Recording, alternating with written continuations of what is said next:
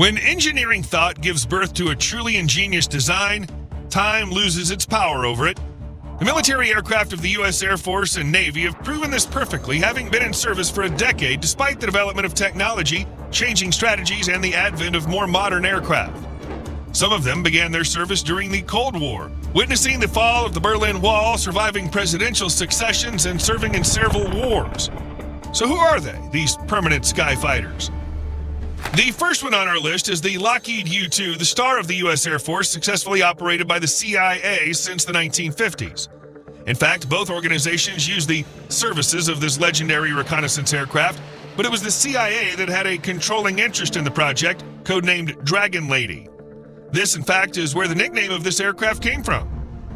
In 1953, the Air Force began studying proposals for an aircraft that could reach an altitude of 70,000 feet and fly about 3,000 miles without refueling. Meanwhile, the best interceptor fighters in the Soviets' arsenal could only reach 54,000 feet, and the lion's share of radar systems could not track targets above 65,000 feet. Additionally, the aircraft would have cameras that could take images with a resolution of 2.5 feet at an altitude of 60,000 feet. No camera of that time could cope with this task, so Lockheed had contracts to manufacture a series of custom cameras from astronomer and optical systems designer James Gilbert Baker, as well as Richard Scott Perkin, co-founder of Perkin-Elmer, a precision optics company. The U-2's first flight took place in August of 1955 on a dry lake bed in Nevada that the CIA and Lockheed Skunk Works nicknamed Watertown. Today, it's better known to us as Area 51. Nuclear test sites with active aircraft munitions testing sites around them, coupled with the remote location, provided an ideal place to hide the new prototype from prying eyes. The design of the aircraft was so risky that test pilots even discovered what they nicknamed the Coffin Corner, a 6-knot range in which the Dragon Lady could function normally at 70,000 feet.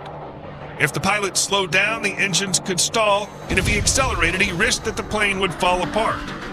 However, this didn't stop the U-2 from successfully spying on the USSR, taking part in conflicts in Afghanistan and Iraq, as well as several multinational NATO operations, building a resume no less unique than that of the SR-71 Blackbird. Despite plans to retire the Dragon Lady back in 2014, replacing it with RQ-4 Global Hawk drones, the latter still falls short of the impressive performance of the U-2, which is capable of carrying heavier and more advanced sensors and is cheaper to operate. But American aviation is not famous for only its scouts. The Lockheed C-130 Hercules is perhaps the most famous military transport aircraft on our planet, becoming the 5th aircraft to celebrate 50 years of continuous service in the United States Air Force, and the longest produced military aircraft, reaching 70 years of production in 2024. After the Korean War, World War II piston transport aircraft remained out of service, so the U.S. Air Force issued a general operating requirement for a new transport aircraft in 1951. Unlike vehicles developed from passenger airliners, the C-130 was designed as a combat transport with loading from a hinged loading ramp at the rear fuselage. Another advantage was the choice in favor of Allison T-56 turboprop engines, which guaranteed it a much longer flight range than aircraft with turbojet installations due to lower fuel consumption. Yes, this giant looks awkward next to the F-35 Lightning II jet fighters, but what it lacks in grace, it makes up for in tenacity.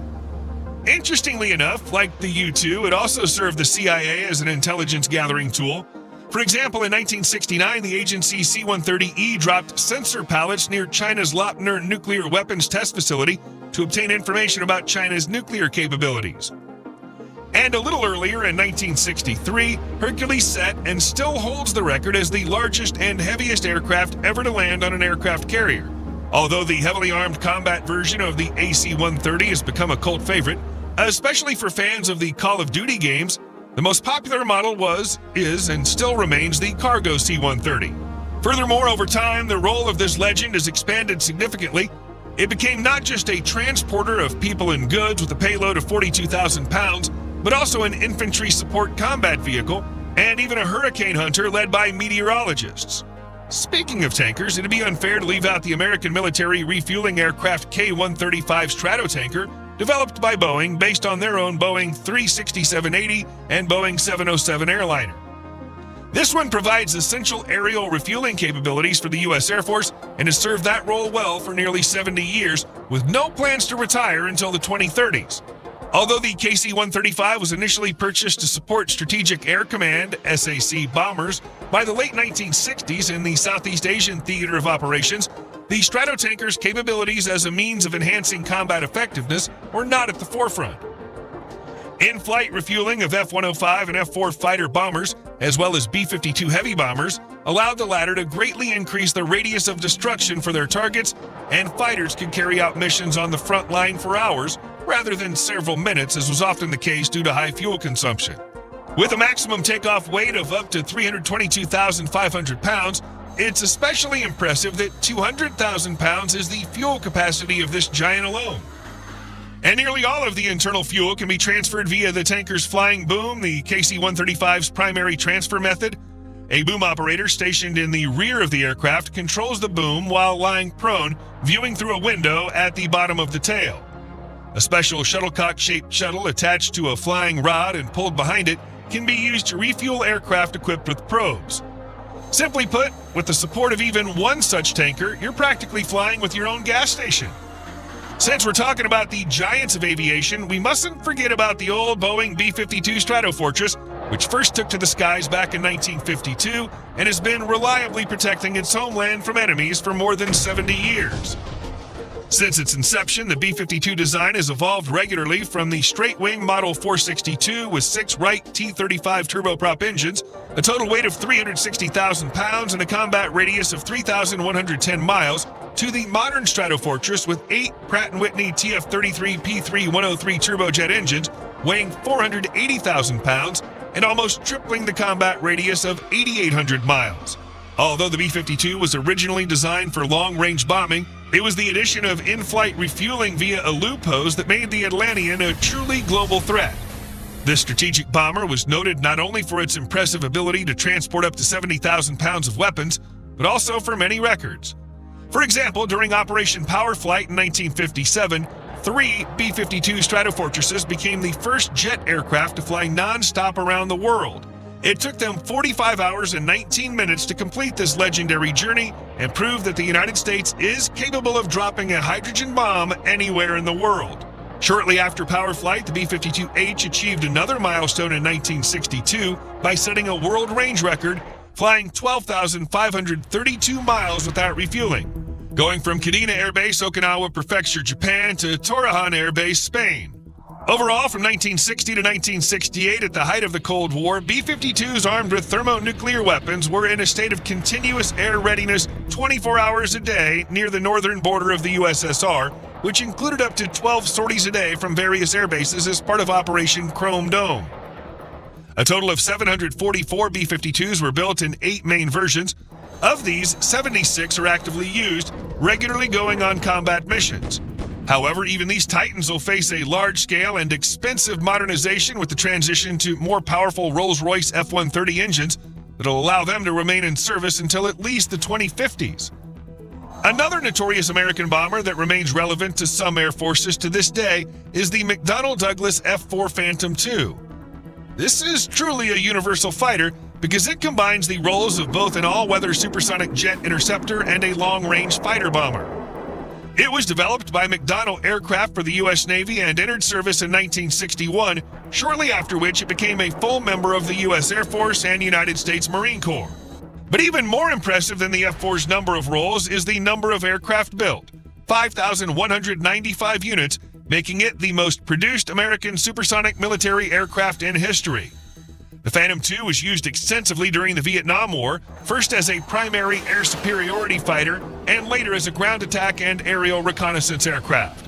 The fighter established itself as a versatile fighter, becoming the first U.S. Air Force aircraft to simultaneously use air-to-air and air-to-ground weapons. However, like other interceptors of that era, it was initially designed without an internal cannon, receiving the M61 Vulcan only in later modifications. Just 31 months after its maiden flight, the F-4 became the fastest, highest-flying, and longest-range fighter aircraft in the U.S. Navy, setting 16 world records for speed, altitude, and rate of climb. Shortly before leaving combat service in 1996, the aircraft was used for reconnaissance missions and suppression of enemy air defenses during the 1991 Gulf War. However, it was soon replaced by another member of our list. The F-15 Eagle is an all-weather fighter aircraft from McDonnell Douglas that made its first flight in 1972 and entered service in 1976.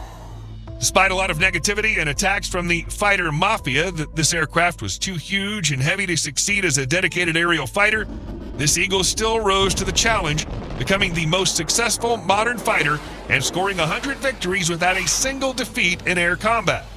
In fact, even counting more than 50 years of aircraft lost to pilot error or accidents, the F-15 set a service record of fewer than 2 aircraft destroyed per 100,000 flight hours. This is especially impressive when you realize that of the 1,600 such fighters produced, more than 220 are actively used by the U.S. Air Force today. And the order for the latest modifications of the F-15EX Eagle II in the amount of 102 units has already begun to be fulfilled, gradually replenishing the service's fleet, and with no plans to get rid of this bird of prey. The F-15 is capable of rising from ground level to 65,000 feet in just 122 seconds while accelerating vertically. So if someone asks, is this even a fighter or is it practically a missile? You can simply answer yes. Although such stats are not surprising given that this fighter produces up to Mach 2.5 or from 1,600 to 1,800 miles per hour, F-22 Raptor, F-4 Phantom II, F-14 Tomcat, F-16 Fighting Falcon, F-A-18, and even F-35 Lightning II, all these beauties are slower than the legendary Eagle. So how much cooler could a fighter be? Well, when the U.S. needed to add the destruction of Soviet satellites to its defense plans, intelligence showed that an adversary could detect and evade a surface-to-orbit missile launch, so the U.S. simply developed an anti-satellite missile to be launched directly from the F-15 and successfully tested it. In the 2000s, the U.S. Air Force began to replace its F-15s of various modifications with the F-22 Raptor, but reductions in purchases greatly delayed the retirement of the old Eagles and soon led to the latest modifications of the F-15EX. We know that almost all of you were waiting for this particular guest. The time has come for all fans of the powerful brrr. We're of course talking about the iconic A-10 Thunderbolt II strike aircraft, affectionately nicknamed the Warthog by the military for its rugged, angular design and combative nature, like its African namesake. The A-10 became the only production aircraft designed exclusively for the Close Air Support (CAS) role, helping ground troops defeat armored vehicles, tanks, and other enemy ground forces. Interestingly enough, the attack aircraft was literally built around the GAU-8 Avenger rotary autocannon, firing 30mm armor-piercing shells from a 6-foot diameter drum at a rate of 3,900 rounds per minute. At the same time, the size of one shell is comparable to a beer bottle, and the weight of the gun accounts for 16% of the weight of the entire aircraft, which is why when removing the gun for maintenance, the military is forced to hold the tail of the Warthog so that its nose does not tip over. Protected by 1,200 pounds of titanium aircraft armor, this monster can withstand direct hits from armor-piercing and high-explosive projectiles up to 23mm in caliber, as well as use a mechanical system as a backup in case of hydraulic failure. When developing the A-10, the designers created not an airplane, but rather a Terminator, since it was designed to be able to successfully reach the base with one engine, half a tail, one lift, and half a wing. And these are not empty words either. During the invasion of Iraq in 2003, Warthog Captain Kim Campbell suffered engine damage and hydraulic system failure, forcing the aircraft to be manually controlled in reverse mode, and even despite all this, she flew for about another hour and landed successfully. But even after participating in virtually every major conflict since it entered service in 1977, the future of the A-10 has always been a subject of debate.